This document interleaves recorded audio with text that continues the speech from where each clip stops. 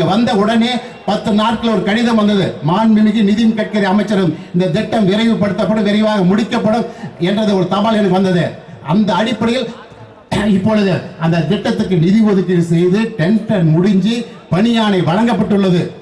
விரைவாக வேலை ஆரம்பிக்கப்படுகிறது. அந்த திட்டம் முழுமையாக எங்கள் மருத்துவர் அன்புமணி ராமதாஸ் காரணமாக அது நிதி ஒதுக்கீடு வழங்கிய மாண்புமிகு நிதின் கட்கரிக்கும் இந்தியாவுடைய பிரதமருக்கும் நன்றியை தெரிவித்துக் கொண்டு இது போன்ற பல்வேறு நலத்திட்டங்கள் மத்திய அரசாங்கத்திலிருந்து ஆயிரக்கணக்கான லட்சக்கணக்கான கோடி ரூபாய்கள் தமிழகத்துக்கு நிதி பெற்று தருவதற்கு அன்றைய கூட்டணி ஆட்சி இருந்தால் நல்லா இருக்கும். மீண்டும் முதல்வராவது மோடி, பிரதமராவது மோடி தான் நம்ம வேட்பாளர். கண்டிப்பாக அதிக நிதிகளை மாவட்டத்திற்கு பெற்று தருவார். மாவட்ட மக்களின் அடிப்படை வசதிகள் நிறைவேற்றி தருவது கண்டிப்பாக பாடுபடுவார் என்பதை உறுதியோடு நான் உறுதி கூறி மாம்பழம் சின்னத்தில் வாக்களிப்பீர்கள் எனக்கு தெரியும். இருந்தாலும் இங்க வருகை தந்த அனைவரும் ஒவ்வொருத்தரும் 10 மாம்பழம் சின்ன வாக்களிக்கிறதுக்கு நீங்க பிரச்சாரம் மேற்கொள்ள வேண்டும் என்று கேட்டுக்கொண்டு நன்றி கூறி விடைபெறுகிறேன். நன்றி, வணக்கம். அடுத்ததாக கொங்கு நாடு முன்னேற்ற கழகத்தினுடைய இந்த தம்பிகள் எல்லாம் வெட்டிவான்னு சொன்னா கட்டி வந்து காலடியில் வைக்கிற வீரமிக்க தம்பிகள் சிங்கங்கள் இருக்கிறாங்க. இவங்க என்ன சொல்றாங்க? அக்கா தைரியமா போங்கக்கா, நீங்க தான் ஜெயிக்கிறீங்க எல்லாம் பேசுறாங்க. எதிரணியில் இருக்கிறவங்க எல்லாம் கலங்கி நிற்கிறாங்க. யாரை பார்த்து? நம்முடைய வெற்றி வேட்பாளரை பார்த்து. அவங்க எப்படிப்பட்டவங்க? உலக நாடுகளில் ஒருங்கிணைக்கிற ஐநா சபையில் அங்கீகாரம் பெற்ற பல்வேறு போராட்டங்களை சாதனை படைத்திட்ட பசுமை தாயகத்தினுடைய தலைவர், படித்தவர், ஆராய்ச்சி பட்டம் பெற்றவர். அதுக்கு மேல பெண்களுக்கு ஒரு பிரச்சனை ஓடி குரல் கொடுக்கக்கூடியவர். பெண்கள் வீராங்கனைகள், வீர பெண்மணிகள் வரலாறுல படிச்சிருக்கிறோம்.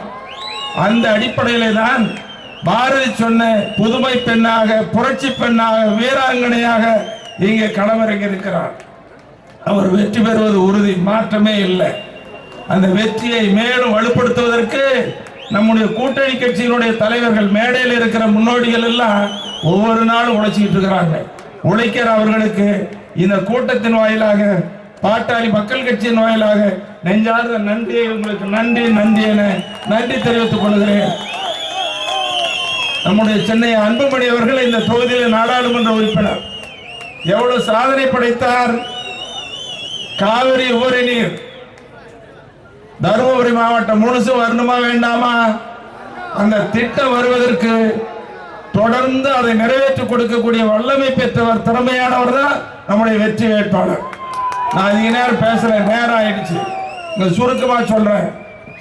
இங்க எங்க பார்த்தாலும் மதுக்கடைகள், சாராய கடை ஒழிக்கணுமா வேண்டாமா? பெண்கள் எல்லாம் சொல்றாங்க. அதே மாதிரி போதைப் பொருள், மாணவர்களை, இளைஞர்களை வீணா போறாங்க. ஒழிக்கப்படணுமா வேண்டாமா? ஒழிக்கப்படணும். அப்ப நல்லவர்களுக்கு வாக்களியுங்கள். நம்முடைய கூட்டணி வெற்றி பெற செய்யுங்கள். சகோதரிகள், நீங்க நிறைய வந்திருக்கிறீங்க. உங்ககிட்ட ஒரே ஒரு வார்த்தை சுருக்கமா முடிச்சுக்கிறேன்.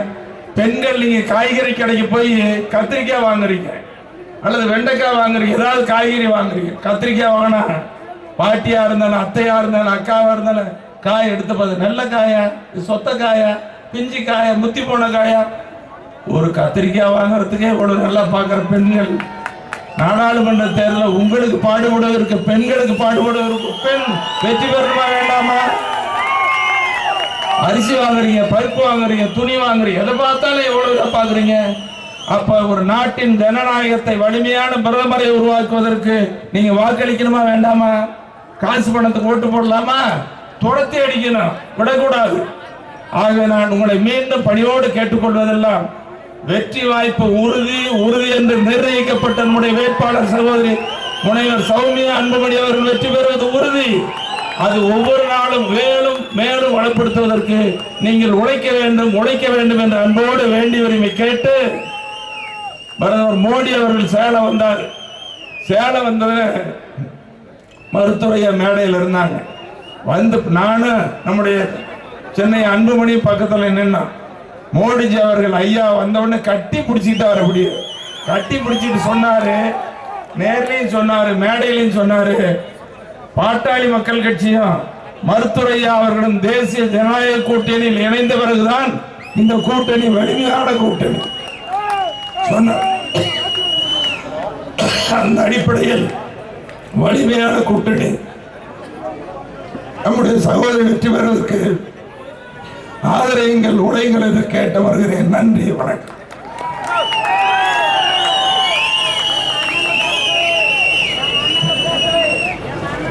இன்னும் 5 நிமிடங்களில் நமது தமிழின போராளி மருத்துவர் ஐயா அவர்கள் மேடைக்கு வர இருக்கிறார்.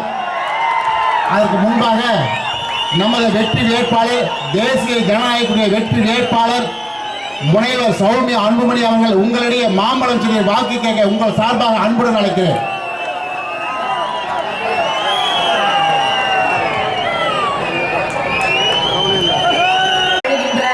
என் அன்பு சகோதர சகோதரிகளுக்கு வணக்கங்களை தெரிவித்துக் கொள்கின்றேன்.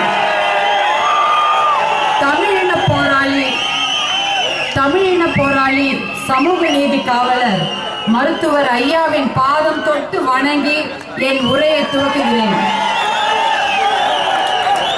மருத்துவர் ஐயாவின் ஆசி பெற்ற வேட்பாளராகவும் நம்முடைய பாரத பிரதமரின் ஆசி பெற்ற வேட்பாளராகவும் தர்மபுரி தொகுதியில் தேசிய ஜனநாயக கூட்டணியில் பாராளுமன்ற வேட்பாளராக களம் இறங்கி இருக்கின்றேன்.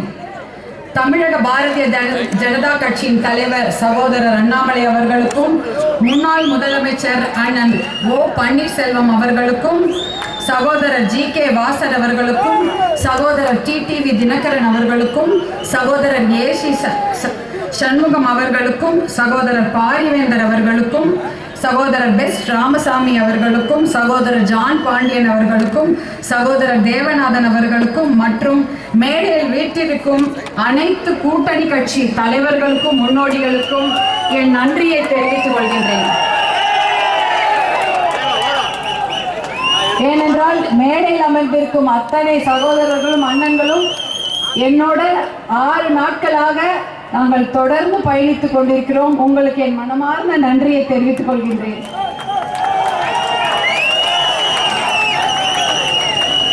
இந்த தேர்தல் கூட்டத்திற்கு தலைமை தாங்குகின்ற பாட்டாளி மக்கள் கட்சியின் கௌரவ தலைவர், சட்டமன்ற உறுப்பினர் தியாகச்செம்மல் அவர்களுக்கும் என் பணிவான வணக்கத்தை தெரிவித்துக் கொள்கின்றேன்.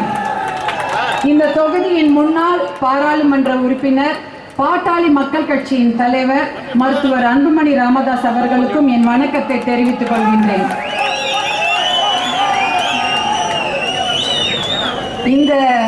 இன்று மேடைக்கு கீழே அமர்ந்திருக்கும் என் சிங்க பெண்களுக்கும், எங்கள் சிங்கங்களுக்கும், இளம் சிங்கங்களுக்கும் என்னுடைய அன்பான வணக்கங்கள். உங்களோடு தான் கடந்த 1 வாரமாக நான் பயணித்துக் கொண்டிருக்கின்றேன். தகடூர் மகளாகவே என்னை நான் கருதுகின்றேன். தர்மபுரி எனக்கு தாய் வீடு போலத்தான்.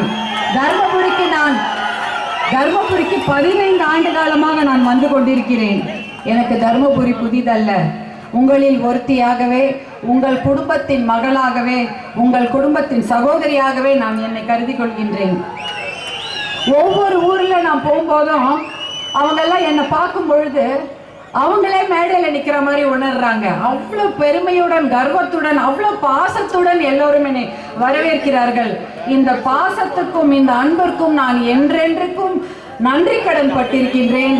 நன்றி மறப்பது நன்றென்று. இந்த நன்றியை என் செயலிலும் சொல்லிலும் நான் தர்மபுரியின் முன்னேற்றத்திற்காக பாடுபடுவேன் என்று உறுதியாக கூறுகின்றேன். தர்மபுரியில் நிலவும் கடுமையான குடிநீர் தட்டுப்பாட்டிற்கு, அதை போக்குவதற்கு கடுமையாக உழைப்பேன், உண்மையாக உழைப்பேன். மருத்துவர் ஐயாவின் போராட்டத்தினால் தான், அவருடைய தொடர் முயற்சியால் தான் ஒகேனக்கல் கூட்டு குடிநீர் திட்டம் கொண்டு வரப்பட்டது. மருத்துவர் அன்புமணி ராமதாஸ் அவர்களின் தொடர் முயற்சியால் தான் மொரப்பூர் ரயில்வே திட்டம் 80 ஆண்டுகால கனவு திட்டம் நனவாகியது. அவருடைய முயற்சியால் தான் நீர்ப்பாசன திட்டங்கள் கண்டறியப்பட்டு ஆவணப்படுத்தப்பட்டது. நான் தர்மபுரி காவிரி உபரி நீர் திட்டம் கொண்டு வருவதற்கு, அதற்காக உண்மையாக உழைப்பேன், கண்டிப்பாக உழைப்பேன். அதற்காக அதை கொண்டு வருவதற்கு உறுதியாக இருக்கிறேன். கண்டிப்பாக அதை கொண்டு வருவேன் என்று உறுதி கூறுகின்றேன். நம்முடைய குடும்பங்கள்ல, ஒவ்வொரு குடும்பங்கள்லயும் எல்லாரும் பிரிஞ்சிருக்கிறாங்க. ஒருத்தர் கூட, ஒரு குடும்பத்துல கூட எல்லாரும் ஒரே ஊர்ல இல்ல. பாதி பேர் வெளியூர்ல இருக்காங்க. அந்த தர்மபுரி மண்ணின் மைந்தர்களை மறுபடி நம்ம ஊருக்கு கொண்டு வரணும்னா நிறைய தொழிற்சாலைகள் அமைக்கப்பட வேண்டும். இந்த சிப்காட் வளாகத்தில் மிகப்பெரிய தொழிற்சாலைகளை அமைத்து குடும்பத்தில் ஒருவருக்காவது வேலை கொடுக்க நான் கண்டிப்பாக உறுதியுடன் பாடுபடுவேன் என்று இங்கு கூறிக்கொள்கிறேன். என்னுடைய சகோதரிகளை ஒரு நாளும் நான் பார்த்துட்டு இருக்கிறேன். அவர்கள் கண்ணீருக்கு இருக்கு ஒரே காரணம் என்னன்னா, அது மது பழக்கமும் போதை பழக்கமும் தான். அதை ஒழிப்பதற்கு முதல் குரல் நான் தான் கொடுப்பேன். அதற்காக உறுதியாக எங்க வேணாலும் போய் போராட நான் தயாராக இருக்கின்றேன். அதே போல நம்முடைய பெண் கல்வி, பெண்களின் பொருளாதார சுதந்திரம், பெண்களின் பாதுகாப்பிற்காக முதல் ஆளாக நான் தான் போய் நிற்பேன் என்று உறுதி கூறுகின்றேன். மொரப்பூர் ரயில்வே திட்டம் கனவு திட்டம், அதை எப்படியோ இந்த 10 ஆண்டுகளாக அவரும் போராடி அந்த திட்டத்தை கொண்டு வந்து விட்டார் மருத்துவர் அன்புமணி அவர்கள். ஆனால் அந்த கனவு திட்டம் பாதியிலேயே நின்று கொண்டிருக்கிறது. அந்த திட்டத்தை முழுவதுமாக நிறைவு செய்ய எனக்கு ஒரு வாய்ப்பு தாருங்கள் என்று உங்களுடைய மன்றாடி கேட்டுக்கொள்கின்றேன். என்னை உங்கள் வீட்டு பெண்ணாக, உங்கள் சகோதரியாக, உங்கள் அக்காவாக, உங்கள் வீட்டு மகளாக என்னை நீங்கள் தேர்ந்தெடுத்து விட்டீர்கள். உங்களையும் நான் அவ்வாறு தான் கருதுகின்றேன். உங்க குழந்தைங்க என்னுடைய குழந்தைங்களா தான் நான் பார்க்கிறேன். அவங்க வருங்காலம் நல்லா இருக்கணும்னு நான் உண்மையாக உழைப்பேன், உறுதியாக உழைப்பேன். உங்களோடு தோளோடு தோள் நின்று உங்களின் குரலாக எங்கெங்கும், அது பாராளுமன்றமாக இருந்தாலும் சரி, வேறு எந்த பக்கமாக இருந்தாலும் சரி, உங்களுக்காக தோளோடு தோள் நின்று உறுதியாக போராடுவேன், உழைப்பேன், கடுமையாக உழைப்பேன் என்று உறுதி கூறுகின்றேன். எனக்கு மாம்பழம் சின்னத்தில் வாக்களித்து என்னை வெற்றி பெற செய்யுமாறு அன்போடு தாழ்மையோடு உங்களை எல்லாம் கேட்டுக்கொள்கின்றேன். நமது சின்னம், நமது சின்னம், நமது சின்னம். நன்றி. மிக முக்கியமான ஒரு தேர்தல், மாபெரும் இந்த தேர்தல் பிரச்சாரம் இங்கே தர்மபுரி நகரில் நடந்து கொண்டிருக்கிறது. இதே இடத்தில்தான் ஒரு சில நாட்களுக்கு முன்பு தமிழக முதலமைச்சர் அவர்கள் தேர்தல் பிரச்சாரத்தை நடத்தினார். இதே இடத்தில்தான் முன்னாள் முதலமைச்சர் திரு எடப்பாடி பழனிசாமி அவர்கள் பிரச்சாரத்தை நடத்தினார். அந்த பிரச்சாரத்தின் பொழுது வந்த கூட்டம் அது கூட்டிய கூட்டம். இந்த கூட்டம் இது வந்த கூட்டம், தானாக வந்த கூட்டம். இது காரணம், தர்மபுரி மாவட்டம் வளம் பெற வேண்டும் என்ற நோக்கத்திலே இந்த மாவட்டத்தில் உள்ள அனைத்து தரப்பு மக்களும் ஒன்று சேர்ந்து ஒரு முடிவெடுத்து விட்டார்கள். இந்த தேர்தலில் நாங்கள் எல்லோரும் சேர்ந்து முனைவர் சௌமியா அன்புமணி அவர்களை மாம்பழம் சின்னத்தில் வாக்களித்து அவரை வெற்றி பெற செய்வோம் என்ற ஒரு முடிவு இந்த மாவட்டம் முழுவதும் எடுத்து விட்டார்கள். அதற்கு பல காரணங்கள் இருக்கிறது. அதில் முக்கிய காரணம் கொடி கீழே இருக்கு, எல்லாம் கொடி கீழே இருக்கு. தம்பி எல்லாத்தையும் கீழே இருக்கு, எல்லாமே இறக்க கீழே பின்னாடி தெரியல. கீழே வைப்பா, டேய் அதை வாங்கிடு, கொடி வாங்க படி வச்சு.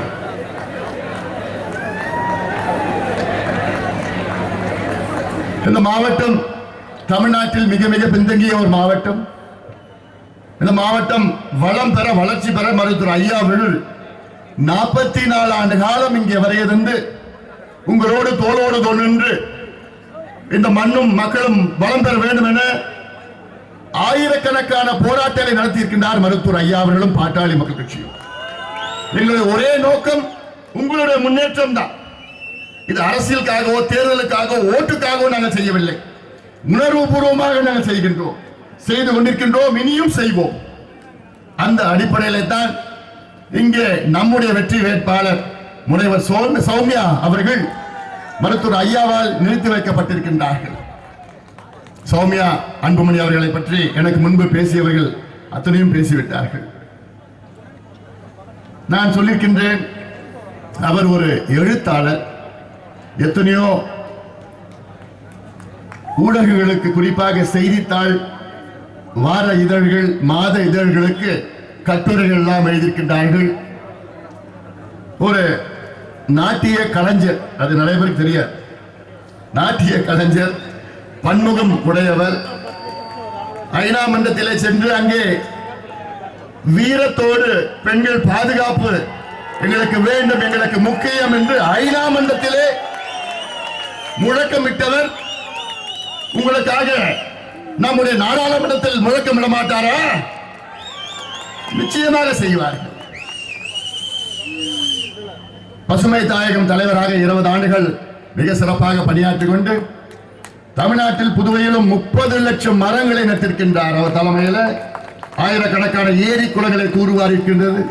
காலநிலை மாற்றம், பருவநிலை மாற்றம் என்றால் இன்று ஊராக, கிராமமாக, கல்லூரியாக சென்று விழிப்புணர்வு ஏற்படுத்திக் கொண்டு வருகிறார்கள்.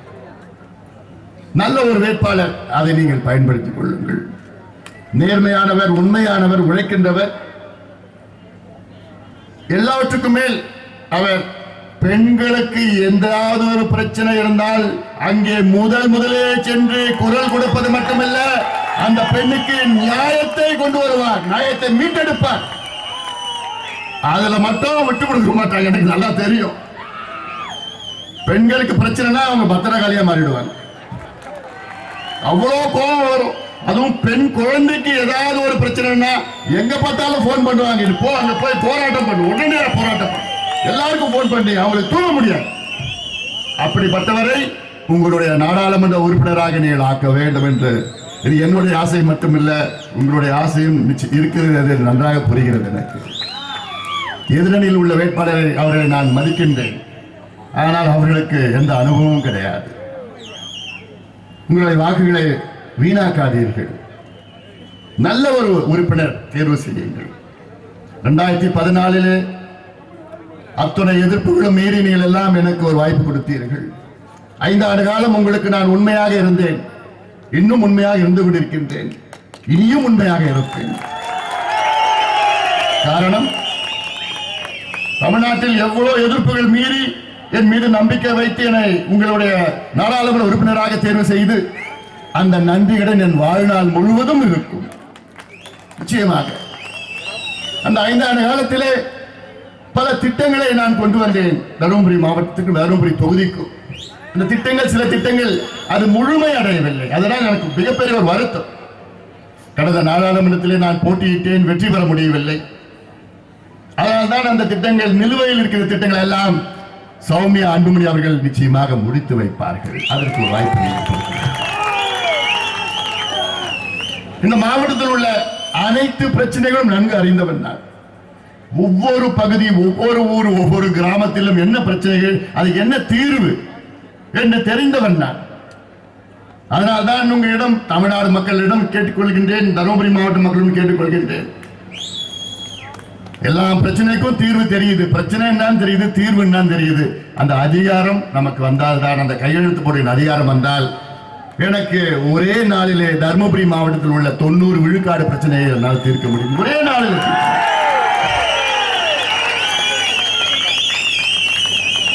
எந்த பக்கம் எடுத்துக்கங்க, பாலக்கோடு தொகுதி எடுத்துங்க. பாலக்கோடு தொகுதியில் அங்கே அமைச்சர் 5 முறை சட்டமன்ற உறுப்பினராக இருந்தவர், இன்றும் இருந்து கொண்டிருக்கின்றார். நான் போகின்ற வரை எம்பியாக நீங்க தேர்வு செய்த வரை, அதுக்கு முன்பு அவர் தொகுதியில் என்னென்ன பிரச்சனை இருக்குன்னு அவருக்கு தெரியல. நான் அவர் இடிவா நான் பேசல, நான் உண்மையா நான் பேசுறேன்.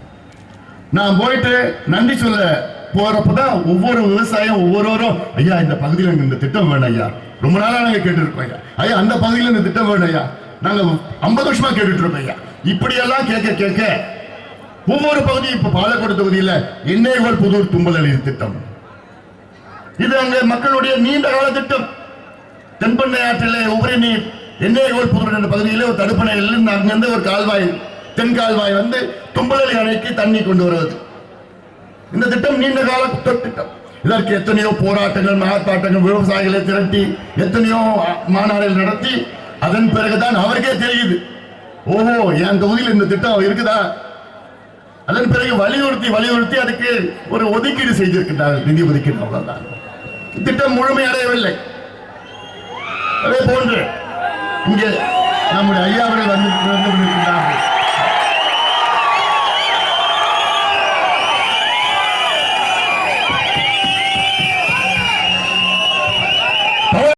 4 ஆண்டு காலம் பொது வாழ்க்கையில் ஈடுபட்டு இன்னும் தமிழ்நாட்டில் மட்டுமல்ல இந்திய அளவில் சமூக நீதி என்று சொன்னால் அதற்கு மறுபெயர் மருத்துவர் ஐயா அவர்கள். அந்த வகையில் தருமபுரி மாவட்டம் மட்டுமல்ல தமிழகத்தில் உள்ள மக்களுடைய முன்னேற்றத்திற்காக பாடுபட்டு இங்கே வருகின்றார் மருத்துவர் ஐயா அவர்கள். இந்த தருமபுரி மாவட்டத்தில் உள்ள பிரச்சனைகளை பற்றி உங்களுக்கு நான் சொல்லி வருகின்றேன். பாலக்கோடு பகுதியில் எண்ணெய்கோல் தும்பலி திட்டம், அந்த பகுதியில் ஜர்தலா புலிக்கரை திட்டம், தூள் செட்டி ஏரி திட்டம், குமார் செட்டி ஏரி திட்டம், பஞ்சப்பள்ளி அணையில் உபரி நீர் வந்து மாரண்டலிலே ஒரு தடுப்பணை கொட்டு அந்த தடுப்பணை மூலமாக அந்த பகுதியில் விவசாயிகள் வளர்ச்சி திட்டம், சின்னாரிலே தொல்லை காது திட்டம். அதன் பிறகு இன்னும் கொஞ்சம் அந்த பக்கம் போன சேனைகால் திட்டம் மொரப்பூர் பகுதியில், இன்னும் அந்த பக்கம் போன சிக்லிங் பகுதியில் போட்டு அங்கே ஒரு தடுப்பணை கட்ட வேண்டும். சித்தேரி மலையில அங்கே முன்னேற்றங்கள் இருக்க வேண்டும். சித்தேரி மலை கீழே வள்ளிமறை அணை உயர்நீர் திட்டம், உயர்ந்த திட்டம். இந்த பக்கம் போன பாப்பிரெட்டிப்பட்டி பகுதியில் வாணியார் உபரிநீர் திட்டம், இல்ல பொம்மடி பகுதியில் போனா பொதியன் பள்ளம் திட்டம். இன்னும் கொஞ்சம் அந்த பக்கம் போனா ஆணையமடு திட்டம். இந்த பக்கம் வத்தல் மலை பகுதியில் கீழே பார்த்தீங்கன்னா அதுல ஜெகநாதன் கோம்பை திட்டம் அதை நிறைவேற்றப்பட்டு இருக்கிறது. இல்ல அந்த பக்கம் தொப்பூர் பகுதியில் போனா தொப்பையார் உபரிநீர் திட்டம். இந்த பக்கம் இங்க இருக்கின்ற நாகாவதி அணைக்கு தண்ணி. இதெல்லாம் ஒவ்வொரு பகுதியிலும் ஒவ்வொரு திட்டங்கள் இருக்கிறது. இந்த திட்டம் நீங்கள் எனக்கு தேர்வு செய்து பிறகுதான் இந்த திட்டம் எல்லாம் வெளியில் கொண்டு வந்து இப்பொழுது மக்களுடைய பேர் ஆதரவு பெற்று இந்த திட்டம் நிறைவேற்ற வேண்டும் என அழுத்தம் கொடுக்கப்பட்டிருக்கிறது. இதெல்லாம் நின்று கொண்டிருக்கிற திட்டம் எல்லாம் நிலுவையில் இருக்கிறது. இதை நிச்சயமாக முனைவர் சௌமியா அன்புமணி அவர்கள் நிறைவேற்றி கொடுப்பார், உறுதியாக கொடுப்பார்கள். அது மட்டுமல்ல, இங்க சிப்காட் வேண்டும் என எத்தனையோ போராட்டங்கள் பாட்டாளி மக்கள் கட்சியை சார்ந்த முன்னாள் நாடாளுமன்ற உறுப்பினர்கள், முன்னாள் சட்டமன்ற உறுப்பினர்கள், இந்தான் சட்டமன்ற உறுப்பினர்கள் எல்லாம் போராடி கொண்டிருக்கின்ற சூழல். போராட்டத்துக்கு பிறகுதான் இப்பொழுது சிப்காட் ஏதோ கொஞ்சம் தொடக்க பணிகள் நடைபெற்றுக் கொண்டிருக்கிறது. அந்த சிப்காட்டிலே பெரிய தொழிற்சாலைகளை முனைவர் சௌமியா அன்புமணி அவர்கள் கொண்டு வந்து இங்கே இருக்கின்ற உங்கள் பிள்ளைகளுக்கும் உங்கள் பெண்களுக்கும் இங்கே வேலை வாய்ப்பை நிச்சயமாக ஆயிரக்கணக்கான உள்ளூர் மக்களுக்கு இளைஞர்களுக்கு வேலை வாய்ப்பு உருவாக்கி கொடுத்தார்.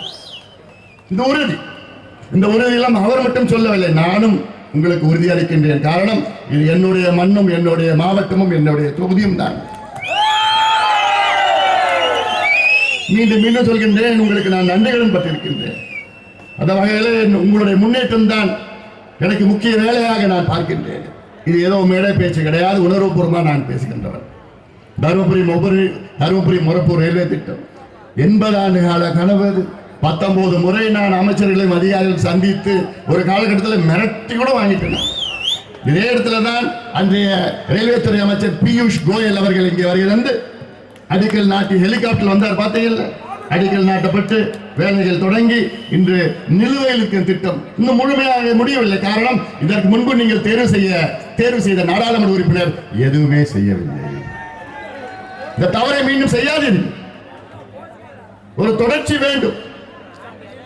நான் தொடர்ந்த திட்டங்கள் எல்லாம் அதை முடிக்க வைக்க வேண்டும் என்றால் நீங்கள் எல்லாம் சௌமியா அன்புமணி அவர்களை மாம்பழம் சின்னத்தில் வாக்களித்து அவரை வெற்றி பெற செய்யுங்கள். அது மட்டுமில்ல, இங்கே தக்காளி, புளி, மாம்பழம், மரவள்ளி என்ன எல்லாமே விளைச்சல் இருக்குது. அங்கெல்லாம் அதற்கு சிறப்பு வேளாண் பொருளாதார மன்றத்தை நிச்சயமாக சௌமியா அன்புமணி கொண்டு வருவார். சிறுதானியங்கள் என்றால் அது தருமபுரி மாவட்டம் தான். ஐயா சொல்லுவார், சாமை வரகு எங்க பார்த்தாலும் அப்படி போட்டா வந்துடும். அப்படிப்பட்ட மாவட்டம் இது. ஏன்னா வானம் பார்த்த பூமி, தண்ணி கிடையாது. தண்ணி இருக்கு. எங்க இருக்கு? காவிரியில ஓடுது தண்ணி. மேற்கு கரையில காவிரியில் ஓடுது, வடக்கு எல்லையில தென்பெண்ணையில ஓடுது. ஆனால் குடிப்பதற்கு தண்ணீர் இல்லை, விவசாயத்திற்கு தண்ணீர் இல்லை. தண்ணியை பார்க்கலாம், தண்ணியை அனுபவிக்க முடியாது. இது எவ்வளவு பெரிய கொடுமை. ஐயான்னு ஒரு தலைவர் இல்லை என்றால் இன்னும் அந்த ஒகேனக்கல் கூட்டுக்குடி நமக்கு வந்திருக்காரு. ஐயா தான் போராட்டம் பண்ணி தொடர் போராட்டத்தினால தான் இன்னைக்கு இங்க ஒக்கலிக்கல் கூட்டுக்குடி திட்டம் இங்க கொண்டு வந்திருக்கிறார். இல்ல அதுவும் வந்திருக்கார். எவ்வளவு துரோகம் செய்து கொண்டிருக்கின்றார்கள். இதெல்லாம் நாம் பார்த்து கொண்டுதான் இருக்கின்றோம். இதே மேடையில் இதே திடலில் பேசிய முன்னாள் முதலமைச்சர் அவர்கள் நேற்று பேசினார். நம்மளை பத்தி பேசுறார். உங்களை பத்தி நீங்க பேசுங்களேன். நீங்க இந்த மாவட்டத்துக்கு என்ன செஞ்சீங்க பேசுங்க. முதலமைச்சர் ஸ்டாலின் அவர்கள் இதே மேடையில் தான் பேசுறார். என்ன பேசுறாரு? ஐயா பத்தி பேசுறாரு. சமூக நீதினு சொல்ற ஐயா ஏன் பிஜேபி கூட்டணிக்கு போனார்? இதே கேள்வி ஸ்டாலின் அவர்கள் உங்ககிட்ட நான் கேட்கிறேன். நீங்க ஏன் பிஜேபி கூட்டணிக்கு போனீங்க இதுக்கு முன்பு?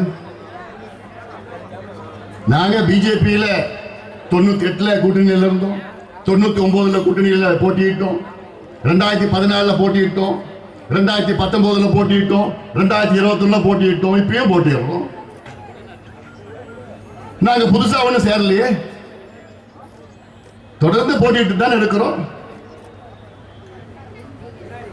சமூக நீதி எங்களுடைய உயிர் மூச்சு. இன்று தமிழ்நாட்டில் இல்ல இந்திய அளவிலே சமூக நீதிக்காக போராடுகின்ற ஒரே தலைவர் எங்களுடைய மருத்துவர் ஐயா அவர்கள். சமூக நீதிக்கு மறுபெயர் மருத்துவர் ஐயா. அது மாற்று கருத்து கிடையாது. எந்த கூட்டணி சென்றாலும் நாங்கள் எங்களுடைய கொள்கைகளை எல்லளவும் விட்டுக் கொடுக்க போவது கிடையாது. சமரசம் என்ற பேச்சே கிடையாது. இது கடந்த காலத்தில் நம்ம பார்த்துட்டோம். அது வாஜ்பாய் அவர்கள் முன்னாள் பிரதமராக இருந்த காலத்திலும் சரி, திரு மன்மோகன் சிங் அவர்கள் முன்னாள் பிரதமராக இருந்த காலத்திலும் சரி, இப்பொழுது மோடி அவர்கள் பிரதமராக இருக்கின்ற காலத்திலும் சரி, எங்களுடைய கொள்கை அடிமட்ட கொள்கை சமூக நீதி. ஆனால் ஸ்டாலின் அவர்களே, உங்க கொள்கை என்ன? உங்க கொள்கை என்ன? எதுவுமே கிடையாது.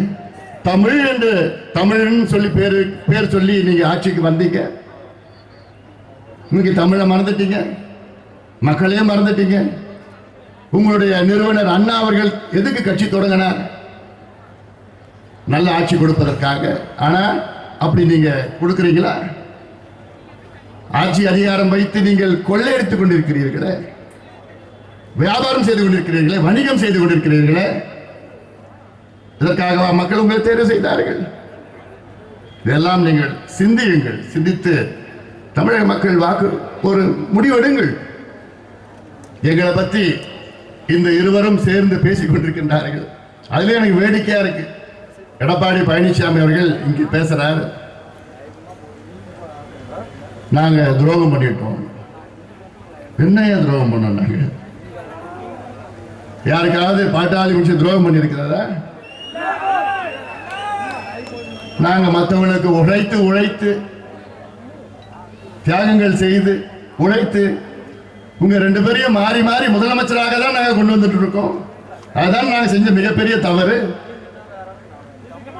உங்களுக்கு நாங்க என்ன துரோகம் பண்ணோம்? அவர் சொல்றாரு, நாங்க இடஒதுக்கீடு கொடுத்துட்டோம், அவங்க எங்களை ஏமாத்திட்டாங்க. இப்போ நீங்க இடஒதுக்கீடு எப்படி கொடுத்தீங்க? நீங்க மனதார கொடுத்தீங்களா? நீங்களே முன் வந்து கொடுத்தீங்களா? 2019 உங்களுடன் கூட்டணி சேர்ந்த நேரத்திலே ஐயா அவர்கள் 10 அம்ச கோரிக்கைகளை முன்வைத்துதான் கூட்டணியில் சேர்ந்தார்கள்.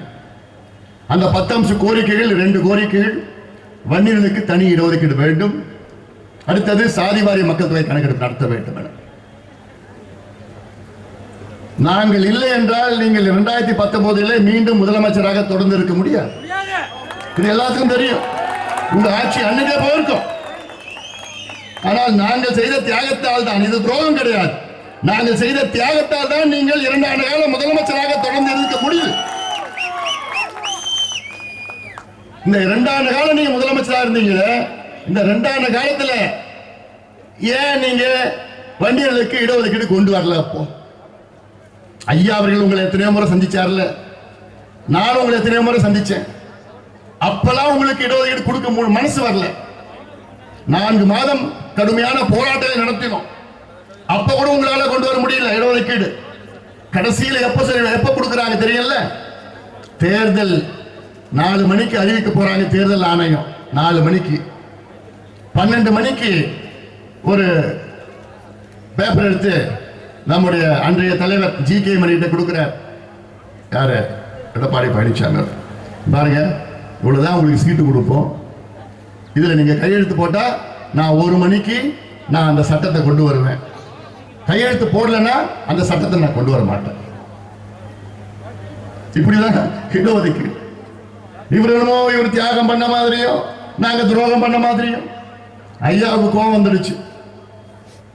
இந்த தேர்தல் நாங்க அவங்க கூட கூட்டணி போனதுக்கு காரணமே இந்த இடஒதுக்கீடு தான். இல்லைன்னா ஏன் அவங்க கூட்டணி போறோம்? 44 ஆண்டு காலம் ஐயா அவர்கள் போராடி போராடி போராடி இந்த மக்களுக்கு உரிமைகளை மீட்டெடுக்க வேண்டும், கல்வி வேலைவாய்ப்பு வேண்டும் என்ற நோக்கத்திலே தான் நூற்றுக்கணக்கான உயிர்களை தியாகம் செய்து ஆயிரக்கணக்கான லட்சக்கணக்கான மக்கள் சிறைக்கு சென்று சமூக நீதி போராட்டத்துக்கு பிறகு இந்த இடஒதுக்கீடு வேண்டும் என்ற நோக்கத்திலே தான் அவரிடம் சென்றோம். ஆனால் அவர் இதை வச்சுட்டு அவர் பேரம் பேசுறார். ஐயா கோவம் வந்து, மணி ஜி.கே. மணி பார்த்து, மணி நான் வெத்து பேப்பர்ல கையெழுத்து போட்டு கொடுக்குறேன், அவர்கிட்ட கொடுங்க, எனக்கு சீட்டு வேணாம் ஒண்ணும் வேணாம், இடஒதுக்கீடு கொடுத்தா போதும். 2 ஆண்டு காலம் ஆட்சியில் ஒண்ணும் பண்ணல. 2 ஆண்டு காலம் அதை பத்தி மூச்சு கூட விடல. தேர்தல் 4 மணிக்கு அறிவிக்கிறது, 12 மணிக்கு சீட்டு கொடுக்கிறார். இவ்வளவுதான் கொடுப்போம் சீட்டு. அப்பனா எந்த மனநிலையில் இருப்பார்? அவர் என்ன சொன்னாங்க மேடையில், அவர் வியாபாரி, அவ்வளவுதான். அவருக்கு சமூக நீதியோ உணர்வோ மக்களோ தமிழக மக்கள் முன்னேற்றமோ எந்த அடிப்படையும் கிடையாது. அவர் வியாபாரி, எல்லாச்சும் வியாபாரம் பண்ணணும், அவ்வளவுதான். அதன் பிறகு இடஒதுக்கீடு சட்டம் அறகுறையா வந்தது. அந்த அறகுறையா கடைசி நேரத்தில் வந்ததுனால தான் சென்னை உயர்நீதிமன்றம் ரத்து பண்ணாங்க அந்த இடஒதுக்கீடு. ரத்து பண்ண பிறகு இவர் ஏதாவது ஒரு முறையாவது அரசை பார்த்து, திமுக அரசை பார்த்து, இந்த இடஒதுக்கீடு நீங்கள் மீண்டும் கொண்டு வர வேண்டும் என ஏதாவது ஒரு முறையாவது சொல்லியிருக்கிறாரா? வெளியில மனசார ஏதாவது, மனசார வாய் வழியா ஏதாவது சொல்லியிருக்கிறாரா? இல்லையே. நீங்க கொண்டு வந்த சட்டம் சொல்றீங்க, ஒரு முறையாவது எங்கேயாவது.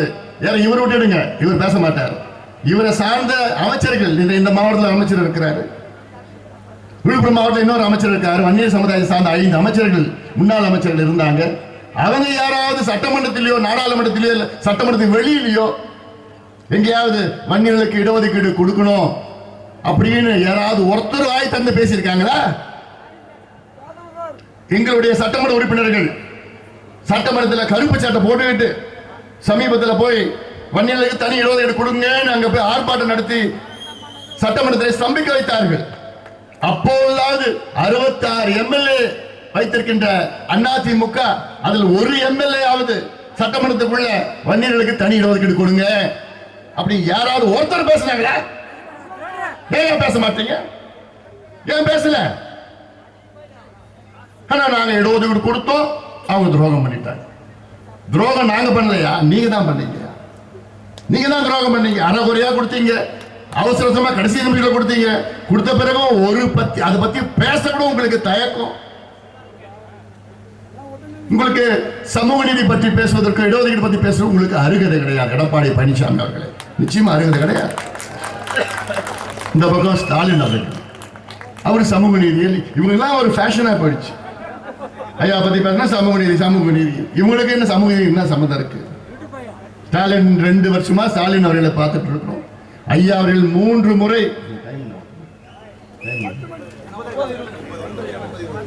ஐயா பேசணும். என்கிட்ட இன்னும் ஒரு 2 மணி நேரம் பேசுறதுக்கு மனசுல அவ்வளோ இருக்கு, அவ்வளோ வாரம் இருக்கு. ஐயா பேசணும். ஏன்னா இவங்க வாய்க்கு வந்தபடி வளர்ந்துட்டு இருக்கிறாங்க. மக்களுக்கு தெரியணும் என்ன உண்மை எது பொய்ன்னு மக்களுக்கு தெரியல.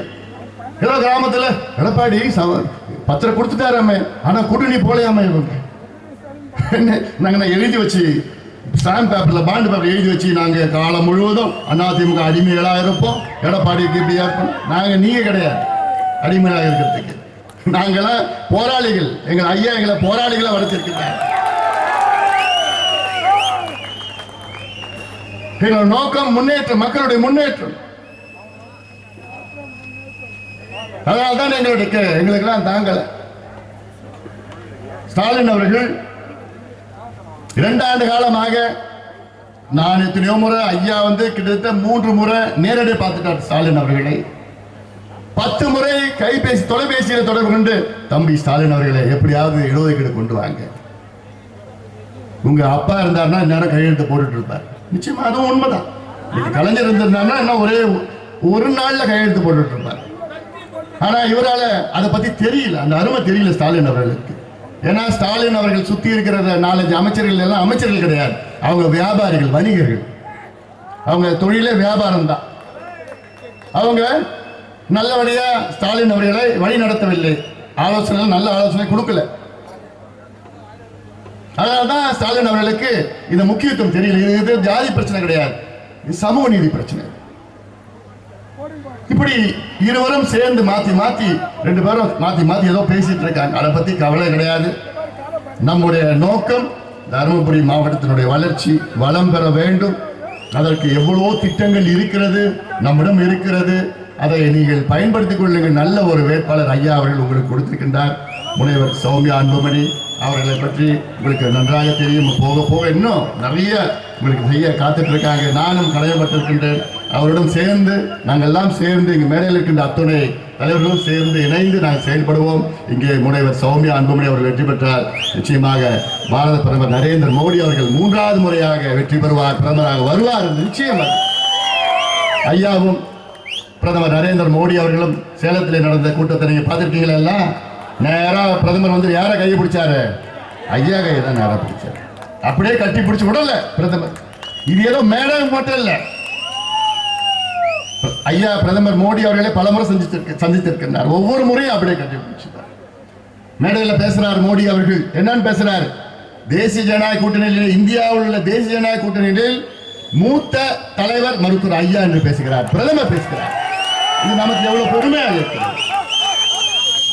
ஐயாவுடைய அனுபவம், அன்புமணி ராமதாசுடைய திறமையும் தமிழ்நாட்டுக்கும் இந்தியாவுக்கும் தேவை என்று பிரதமர் அவர்கள் பேசுகிறார்கள்.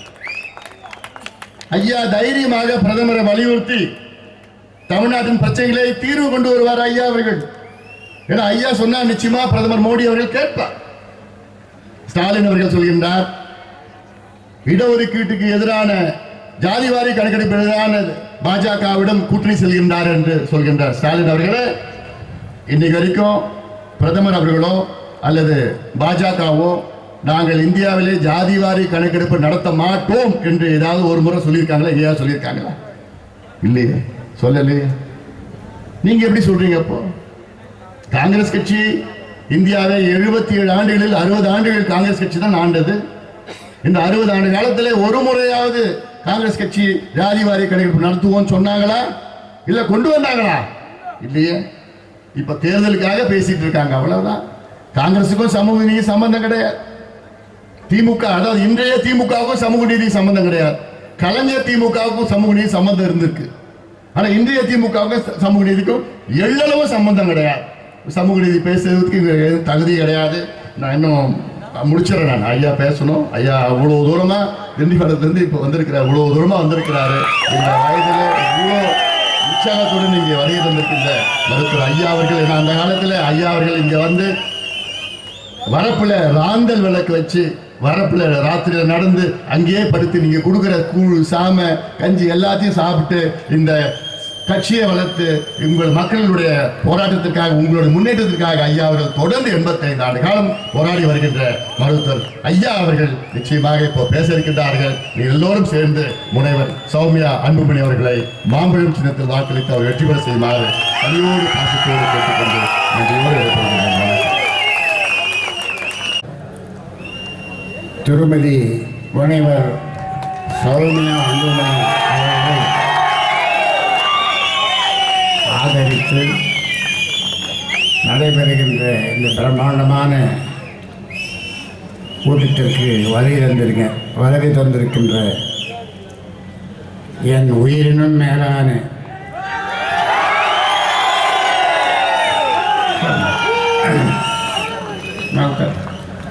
என் உயிரினும் மேலான, என் உயிரை விட மேலான பாட்டாளி சொந்தங்களே, ஜனநாயக கூட்டணியின் அங்கம் வகிக்கின்ற பெருமைக்குரிய மேடையில் அமர்ந்திருக்கின்ற பெருமைக்குரிய தலைவர்களே, இந்த மாவட்டத்திற்கு நான் என்ன செய்தேன், எப்படியெல்லாம் செய்தேன், எப்படியெல்லாம் செய்ய இருக்கிறேன் என்பதை பற்றி அன்புமணி சொன்ன மாதிரி என்ன ஒரு அரை மணி நேரம் 1 மணி நேரம் கொடுத்தாலும் கூட முழுமையாக அவரால் சொல்ல முடியாது. அந்த அளவிற்கு என்னுடைய வாரிசாக உங்களிடம் ஒப்படைத்தேன். நீங்கள் அவரை சீராட்டி பாராட்டி அவரை நீங்கள் வளர்த்தீர்கள். இந்த தருமபுரி மாவட்டத்தினுடைய மக்கள் பிரச்சனையை நான் ஒன்றிலிருந்து மறந்திருந்தாலும் அவர் அடுக்கடுக்காக சொல்வது மட்டுமல்ல, அதற்காக தொடர்ந்து உங்களில் ஒருவராக இருந்து போராடி, எனக்கு போராளி என்று பெயர், ஆனால் இந்த மாவட்டத்து மக்களுக்காக என்றும் போராடக்கூடியவர் அன்புமணி. அவரோடு சேர்ந்து திருமதி சௌமியா அன்புமணி போராட இருக்கிறார். இந்த மாவட்டத்தை நான் எப்படியெல்லாம் நேசித்தேன் என்பது உங்களுக்கு தெரியும். நான் வருத்தப்பட்டதெல்லாம் நான் இந்த மாவட்டத்திலே, இந்த மண்ணிலே பிறக்கவில்லையே என்ற வருத்தம். அதை நான் பலமுறை சொல்லியிருக்கிறேன்.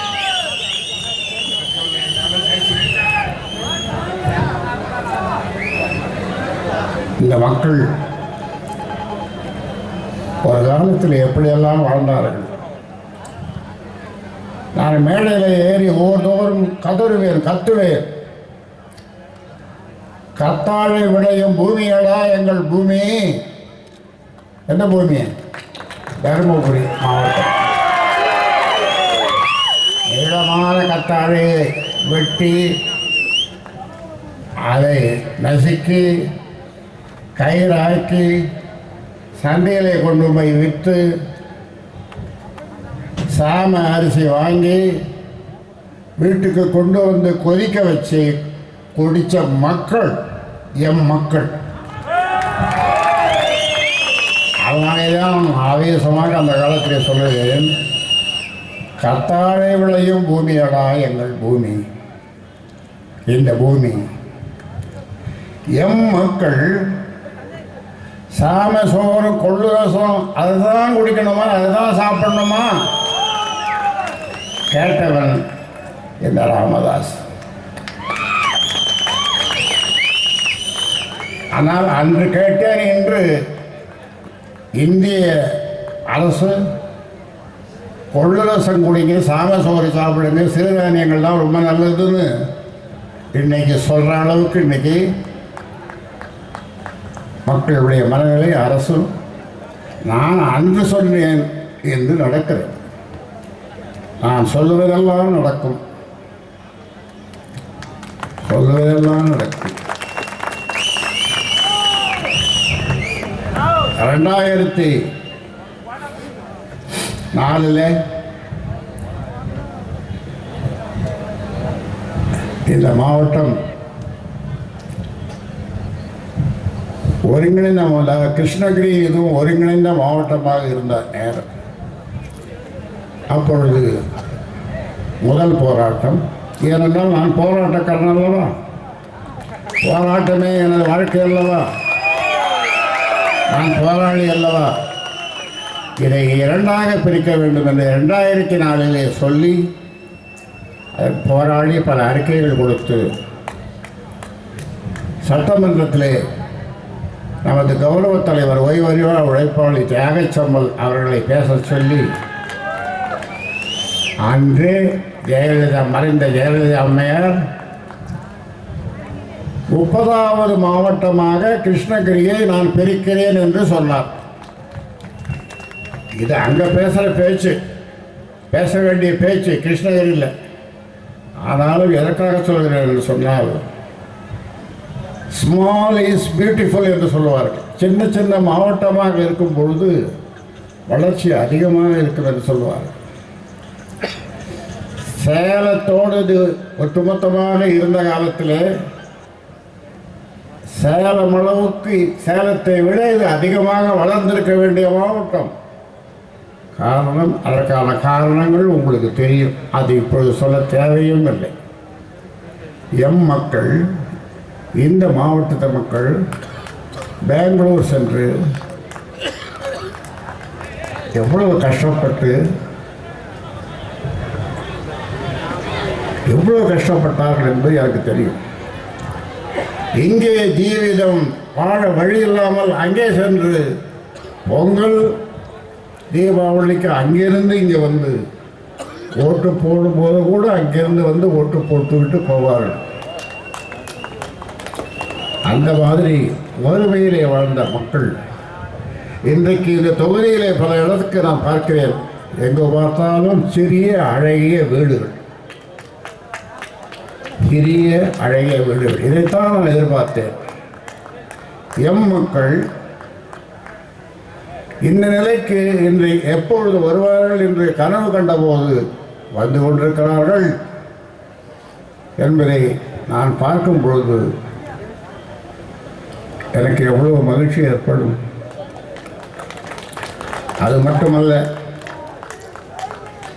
இந்த மாவட்டத்து மக்கள் ஒரு பெரிய தவறை தொடர்ந்து செய்து வந்தார்கள்.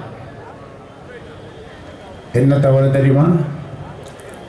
பெண் குழந்தை பிறந்தால் குப்பையிலே போட்டு விடுவார்கள். இதற்காகத்தான் மறைந்த அம்மையார் ஜெயலலிதா அம்மையார் தொட்டில் குழந்தை, உங்களுக்கு பெண் குழந்தை வேண்டாம் என்று சொன்னால் கலெக்டர் ஆஃபீஸிலே ஒரு தொட்டில் இருக்கும், அந்த தொட்டிலே கொண்டு போய் போட்டு விடுங்கள், அதை நாங்கள் வளர்த்து ஆளாக்கி பெரிய பிள்ளையாக செய்து விடுகிறோம் என்ற ஒரு திட்டத்தை கொண்டு வந்தார்.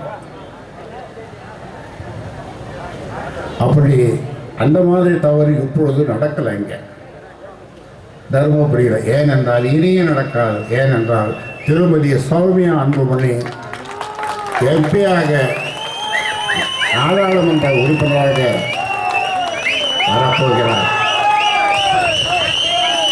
என்னை எல்லோரும் சொல்லுவார்கள் பெண்ணுரிமை காவலர், பெண்ணுரிமை காவலர் என்று.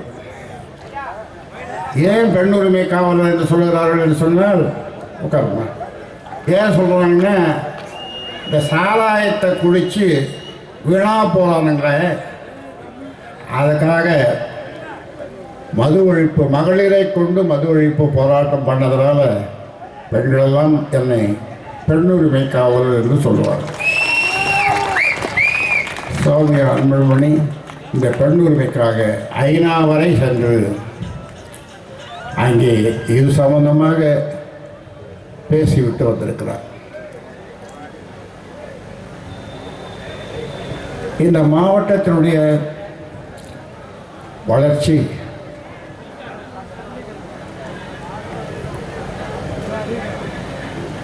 எப்படியெல்லாம் வளர வேண்டும் என்பதை பற்றி, என்ன திட்டங்கள் வைத்திருக்கிறேன் என்பதை பற்றி மிக அழகாக அற்புதமாக அன்புமணி இங்கே சொன்னார்கள். இந்த மாவட்டம் என்னுடைய ஆசை 32 மாவட்டமாக இருந்ததை 38 மாவட்டமாக ஆக்கியவன் இந்த ராமதாஸ்.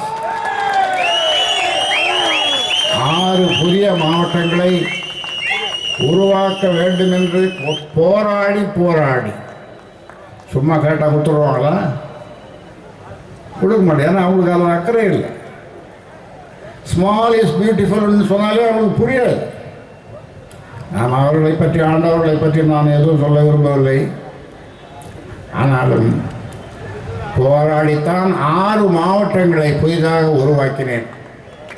இப்பொழுது 32 கூட்டல் 6 38. அந்த வகையில் இப்பொழுது உனக்கு என்னை பார்க்க வருகிறவர்களுக்கு, என்னுடைய பாட்டாளி சொந்தங்கள் என்னை வீட்டில் பார்க்க வரும் பொழுது உனக்கு எத்தனை குழந்தைகளான்னு கேட்பேன். ஒரு பொண்ணு ஒரு பையன். பொண்ணுன்னும்போது கொஞ்சம் மூஞ்சி சின்னதாகிடும் அவனுக்கு. நான் சொல்லுவேன் பெண் தெய்வம் என்று சொல்லலான்னு. பெண் தெய்வம் உடனே மாற்றிக்கும். பெண் தெய்வம், ஒரு பெண் தெய்வம் ஒரு பையன். அப்புறம் மறுபடியும் சொல்லுவேன் தெய்வங்கள் எதற்கு சொல்லலாம் அப்படின்னு. தெய்வங்கள் எதற்குன்னு சொல்லுவோம். கோயில்கள் எதற்கு, கோயில்கள் எதற்குன்னு சொல்லுவோம். உனது புன்னகை போதுமடி. அந்த பெண் குழந்தைய கூட்டு வருவோம். அதை பார்த்து சொல்லு, உனது புன்னகை போதுமடி. இப்போ எல்லாம் என்ன பண்ணுறான், இப்போ ஒரு எத்தனை குழந்தைன்னா ஒரு பெண் தெய்வம் ஒரு பையன் எல்லாம் மாற்றினாங்க. எல்லாருமே பதிவு போடும்போது கூட அப்படி தான் போடுறாங்க. ஒரு பெண் தெய்வம் 19 வயசுக்கு பிறகு அது பெண் தேவதை ஆகலாம். உன்னுடைய பெண்ணுக்கு என்ன வயசு? 19. பெண்ணுன்னு சொல்லாத, பெண் தேவதை என்று சொன்ன. அதோடு இந்த மாவட்டத்தில் இன்னொன்று எனக்கு பிடிக்காத ஒன்று. என்ன ஒன்று என்றால் 18 வயசுக்குள்ளவே தெரியாமல் கல்யாணம் பண்ணிடுறோம். 18 வயசுக்குள்ளவே. ஆனால் இப்போ அது நடக்காது. அந்த பக்கத்து வீட்டுக்காரன் தயாராக அவன் எப்போ பிறந்ததுன்னு வச்சுக்கிறான் சர்டிஃபிகேட்டை. அவன் போய் சொல்லிடுவான் கலெக்டர்கிட்ட இல்லை தாசில்தார்கிட்ட. கைபேசியில் சொல்லிடுவான். அதனால் இப்போ பெண் குழந்தைகளை நாம் பாதுகாப்போம், படிக்க வைப்போம். இப்போ பார்த்தீங்கன்னா அரியலூர் மாவட்டமா தருமபுரி மாவட்டமா ரெண்டுத்துக்கும் போட்டி. படிப்பில் ரெண்டுத்துக்கும் போட்டி. உங்கள் மாவட்டம் தான் முன்னணியில் வந்துட்டு இருக்கு. இப்போ இங்கே தான் அதிகமான டாக்டர்கள் உருவாகி இருக்கிறார்கள், உருவாகி வருகிறார்கள். அதில் பெண்களுக்கு எல்லாத்துலேயும் சம உரிமை, சம பங்கு, சம அந்தஸ்து, சம வாய்ப்பு எல்லாம் கொடுக்கணும். ஆமாம். இப்பொழுது நிறைய மருத்துவர்கள், பெண்கள், ஆண்கள், நிறைய டாக்டர்கள் வந்திருக்காங்க. அதற்கு போராடி போராடி நான் வாங்கி கொடுத்த எம்பிசி மிக பிற்படுத்தப்பட்டது.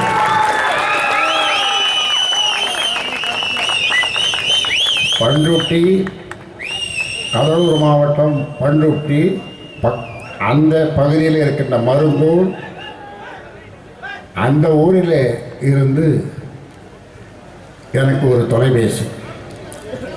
ஐயா, நான் ஐஸ்வர்யா பேசுகிறேன். யாரம்மா நீ ஐஸ்வர்யா? நான் இந்தியாவிலேயே ஐஏஎஸ்ல 26வது இடத்துல வந்திருக்கிறேன். ஐஸ்வர்யா பெண்ணு, 26வது இடம். தமிழ்நாட்டிலே போட்டாங்க.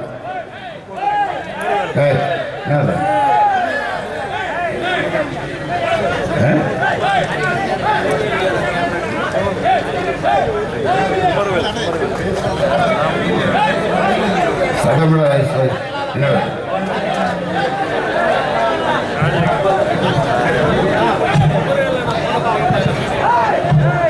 உட்கார். காலி நாற்காலி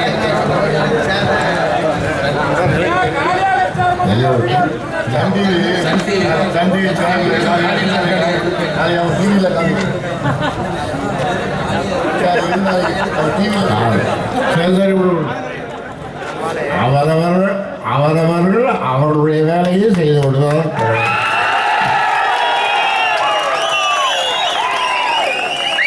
அப்படி செய்யவில்லை என்று சொன்னால் அவர்களுக்கு குத்தும் குடையும்,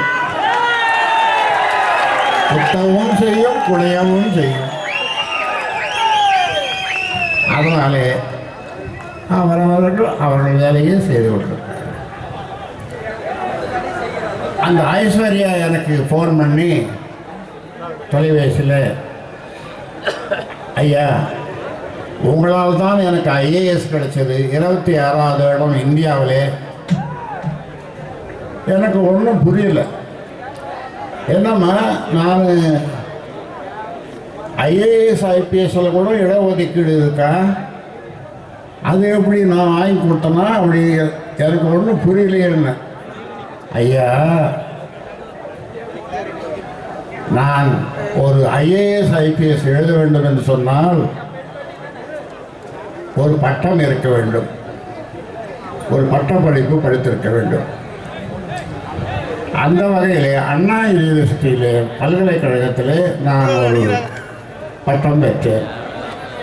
அந்த நான் சேரும்போது அந்த அண்ணா பல்கலைக்கழகம் எம்பிசி என்ற பிரிவிலே நான் சேர்ந்தேன். எம்பிசி என்ற பிரிவை சேர்ந்ததுனால அது நீங்கள் வாங்கி கொடுத்தது தானே, உங்களால் தானே நான் ஐஏஎஸ் ஆனேன். ஓ அப்படியா அப்படின்னு சொன்னேன். அந்த ஐஸ்வர்யாவுடைய அக்காவும் இப்பொழுது ஐஎஃப்எஸ், அவன் தம்பியும் படிச்சுட்டு இருக்கான். அவன் ஒரு நாள் என்னை பின்தொடர்ந்து வந்து என் சென்னையில் என் பின்னாலேயே வரான். வண்டியை காரை என்னுடைய டிரைவரை நிறுத்த சொல்லி, இந்த பையன் ஒருத்தன் வந்துட்டே இருக்கான், யார் கூப்பிடு கிட்ட வரலாம், என்னப்பா கூடணும் மருந்து கூடணும், என்ன பண்ணுற, ஐஏஎஸ் கோச்சிங் சென்டர் போயிட்டுருக்கிறார். ஐஏஎஸ் கோச்சிங் சென்டர் போயிட்டுருக்கிறேன். அப்போ நான் சொன்னேன், நீ ஐஏஎஸ் பாஸ் பண்ண, நீ கலெக்டர் ஆனதும் சொல்லு, நான் உனக்கு ஒரு நாள் கார் ஓட்டுறேன்னு சொன்னேன். ஒரு நாள் கலெக்டருக்கு நான் கார் ஓட்டுறேன். அவ்வளோ ஆசை, நம்ம பசங்க படிக்கணும், கலெக்டர் ஆகணும், மேற்படிக்கணும். அதுக்காக தானே போராட்டு வரும். 10.5 இப்போ சொன்னார், அதை பற்றியெல்லாம் அன்புபடி சொன்னார். அதுக்குள்ளே நான் போக விரும்பலை. ஆனாலும் இந்த 10.5 நாங்கள் பெற்றே தீர்வோம், விடமாட்டோம். இந்த ராமதாஸ் முன்வைத்த காலை பின்னாலே வைத்தது கிடையாது. அந்த வகையிலே ஒரு நல்ல வேட்பாளரை உங்களுக்கு கொடுத்திருக்கிறோம். என்ன சொல்ல போனால் 10 பேரில் 3 பேர் பெண்கள். எந்த கட்சியில் இப்படி கொடுத்துருக்குறாங்க சொல்லுங்க. அதில் உங்கள் தொகுதியினுடைய வேட்பாளர் திருமதி சௌமியா அன்புமணி. இன்னும் சொல்ல போனால் இந்த 40 பேர் புதுச்சேரியும் சேர்த்து 40 நாடாளுமன்ற உறுப்பினர்கள். இதில் சிறந்த நாடாளுமன்ற உறுப்பினராக பணியாற்றியவர் சௌமியா அன்புமணி தான் என்று 5 ஆண்டுகளுக்கு பிறகு காலம் சொல்லத்தான் போகிறது. அந்த வகையிலே நான் அதிகமாக நேசிக்கின்ற இந்த மாவட்டத்து மக்களே, நீங்கள் அனைவரும் என்ன சொல்ல போனால் இதில் கட்சியை பார்க்க தேவையில்லை. ஏனென்றால் எந்த கட்சியும் பாட்டாளி மக்கள் கட்சி செய்த மாதிரி நான் மற்ற கட்சியை குறை சொல்லவில்லை. ஏனென்றால் ஒவ்வொரு எந்த பிரச்சனையாக இருந்தாலும் நாங்கள் அது விழுவதில்லை. உதாரணத்திற்கு ஒன்று சொல்லுகிறேன். ஒகனேக்கல் பக்கத்திலே ஓடுற காவிரி கரை புரண்டு ஓடுது. ஆனால் எங்கே தண்ணி கழுத்தை தோணுனா ஃப்ளோரைட் கலந்த தண்ணீர், அந்த ஃப்ளோரைட் கலந்த தண்ணீரை குடித்தா இந்த எலும்பெல்லாம் விழாம போடும். இதெல்லாம் எக்ஸ்ரே எடுத்து அதை எடுத்து இதை எடுத்து என்னென்னமோ அனுப்புகிறோம் மத்திய அரசுக்கு. ஆனால் ஒன்றும் நடக்கலை. அதன் பிறகு அப்பொழுது முதல்வராக இருந்த கலைஞர் அவர்கள் இந்த கூட்டு குடிநீர் திட்டத்தை கொண்டு வந்தே ஆக வேண்டும் என்று இறுதி எச்சரிக்கை விடுத்தேன். மனித சங்கிலி போராட்டம் நடத்தினேன். தொப்பூர் முதல் ஓசூர் வரை மனித சங்கிலி போராட்டம் நான் நடத்தினேன். நான் இதே இடத்துல அதற்காக மாநாடு. அதன் பிறகு அப்பொழுது பெங்களூரில் இது கர்நாடகாவில் தேர்தல். அங்கிருந்து டெல்லியிலிருந்து ஒரு தாக்கியது கலைஞருக்கு. இப்பொழுது வேண்டாம், இப்பொழுது வேண்டாம், அப்புறம் வச்சுங்க, அப்புறம் வச்சுங்க. நான் சொன்னேன் இப்பொழுதே வேண்டும், இப்பொழுதே வேண்டும், இப்பொழுதே ஒகேனக்கல் கூட்டு குடிநீர் திட்டம் வேண்டும் வேண்டும் என்று சொன்னேன். விடமாட்டோம் பொழுது இந்த ராமதாஸ் 2008 வந்து அடிக்கல் நாட்டிட்டு எங்கே அந்த ஜிகே மணி கூப்பிடு. சந்தோஷம் தானே அதான் சொன்னார். ஆமாம் சந்தோஷம் தானே மணி. டாக்டர் ஐயாட்ட சொல்லுங்க. கலைஞர் சொன்னது, என்னுடைய நண்பர் கலைஞர் சொன்னது. அதன் பிறகு வேறு வழி இல்லாமல் இந்த ஒகேனக்கல் கூட்டு குடிநீர் திட்டத்தை கொண்டு வந்து நல்ல தண்ணீர் எல்லோரும் குடிக்கிற அளவிற்கு ஆனால் போதவில்லை. அதனாலே தான் இப்பொழுது 2வது ஒகேனக்கல் கூட்டு குடிநீர் திட்டத்தை கொண்டு வர வேண்டும். அதற்காக அன்புமணி அவர்கள் போராடி வருகிறார். நாம் எல்லோரும் போராடி வருகிறோம். அந்த போராட்டத்தை இனி திருமதி சௌமியா அன்புமணி அவர்கள் முன்னெடுத்து செல்வார்கள் என்று உங்களுக்கு உறுதியளிக்கிறேன். ஏனென்றால் இங்கே ஓடுகின்ற இந்த தண்ணீர் நம்ம தண்ணீர், காவிரி தண்ணீர். இந்த மக்களுக்கு அது பயன்படவில்லைன்னு சொன்னால் அது ஓடி என்ன பண்ண வேணும்? அதனால சொல்லுகிறேன். அதே மாதிரி தான் இந்த மருத்துவக் கல்லூரி இங்கே கொண்டு வந்தது. அதில் நிறைய குளறுபடிகள் இருந்தது. அந்த குளறுபடிகளெல்லாம் நீக்கி சுகாதாரத்துறை அமைச்சராக இருந்த பொழுது அன்புமணி அதை கையெழுத்து போட்டார். சத்தான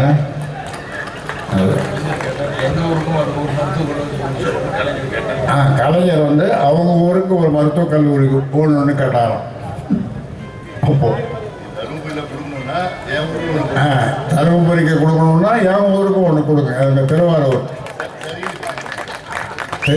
திருவாரூருக்கும் கேட்டாராம். அப்போ அன்புமணி சரிங்க உங்கள் ஊருக்கும் கொடுத்துருவோம் அப்படின்னு சொல்லியிருக்காரு அன்புமணி. ஆக ஒரு மருத்துவக் கல்லூரி, அதில் படிக்கின்ற மாணவர்கள், அதில் வேலை செய்கின்ற டாக்டர்கள், மருத்துவர்கள் எல்லாம் எண்ணி பாருங்கள். மிக மிக பிற்படுத்தப்பட்ட எத்தனை மிக வேண்டுமானாலும் போட்டுக்கொள்ளுங்கள் என்று சொல்லுகின்ற அளவிற்கு இருந்த இந்த மாவட்டம் நாளுக்கு நாள் வளர்ச்சி அடைந்து வருகிறது என்றால் அதற்கு யார் காரணம் என்பதை நீங்கள் அறிய வேண்டும். அறிந்து நீங்கள் செய்ய வேண்டியதெல்லாம் மாம்பழத்திற்கு வாக்களித்து தேசிய ஜனநாயக கூட்டணி வெற்றி பெற நீங்களெல்லாம் மாம்பழத்திற்கு வாக்களிக்க வேண்டும். 400 எம்பிக்கள் வெற்றி பெறுவார்கள் என்று சொன்னார்கள். 400 நாடாளுமன்ற உறுப்பினர்கள் திருமதி சௌமியா அன்புமணியை சேர்த்து 401. 401 பிரதமரை 3வது முறையாக நேரு குடும்பத்திற்கு அடுத்து, நேருவுக்கு அடுத்து, இந்திரா காந்திக்கு அடுத்து அவர்கள் 3 முறை பிரதமராக இருந்தார்கள். இப்பொழுது நம்முடைய நரேந்திர மோடி அவர்கள் 3வது முறையாக பிரதமராக போகிறார். இன்றைக்கு உலக அளவிலே பெரிய பெரிய வல்லரசுகளெல்லாம், வல்லரசுடைய தலைவர்களெல்லாம்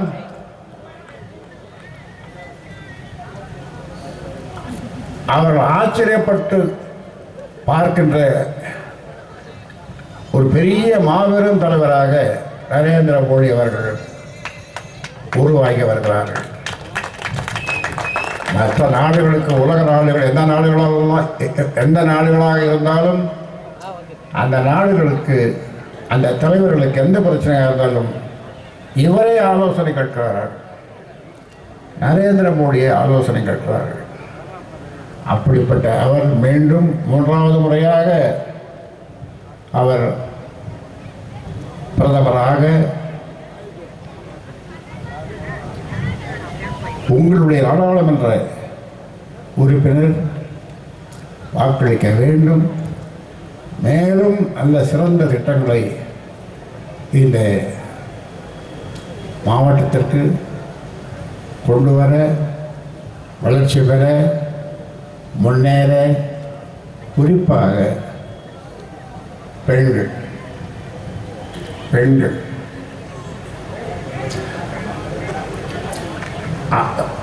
மக்கள் தொலைக்காட்சியை நீங்கள் அனைவரும் பார்ப்பீர்கள். அந்த மக்கள் தொலைக்காட்சியை திருமதி சௌமியா அன்புமணி அவர்களிடம் ஒப்படைத்து அவர்தான் அதை நடத்துகிறார். பசுமை தாயகம் என்னுடைய கனவு. என்ன கனவு? இந்த தமிழ்நாடே பசுமையாக இருக்க வேண்டும். அந்த வகையில் இந்த பசுமை தாயகத்தினுடைய தலைவராகவும் அவர் இருக்கிறார். 2 மாதத்தில் அக்டோபர் நவம்பர் மாதம் 2 மாதத்தில் 7770 மரங்களை நான் நட்டேன். இது யாராவது நம்புவீங்களா? நம்பலன்னா போய் பாருங்கள். கல்வி கோயிலில், அரசடி கல்வி கோயிலில் போய் பாருங்கள். 7770 மரங்கள். அது என்ன மரங்கள் தெரியுமா?